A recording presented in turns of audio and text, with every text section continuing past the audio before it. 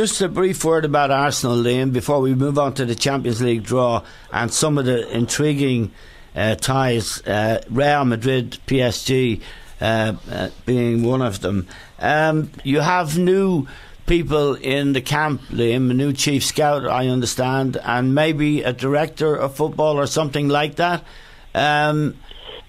Well, he's in charge of football relations, where everybody's laughing at that take. So I think he is a director of football. Surely that's going to be his role.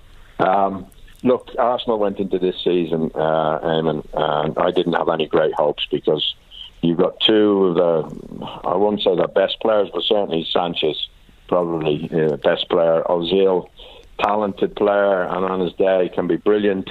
And much loved by the fans. But you've gone into this season and you have two players who are going to be out of contract at the end of the season.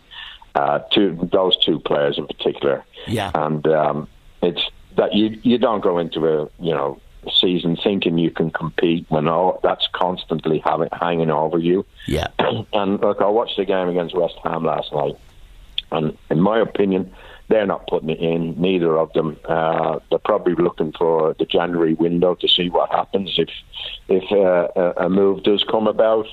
Arsene Wenger keeps saying, well, we're still talking to them, but nobody really believes that. And I don't think you can have a season that's going to be successful when it's as disorganised as that is. You just can't go into a season in that situation. A bit unlucky against Manchester United. Defensively, awful, really awful. The goals they gave away were awful, but they created enough chances to win the game 6. Yeah. And they didn't. And when that happens, Arsenal, when they get a kind of a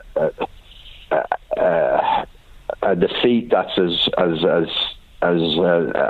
hard to take as that was, they can go into, a slump. And they should have beaten Southampton, but really didn't have enough determination to do it. And the same last night.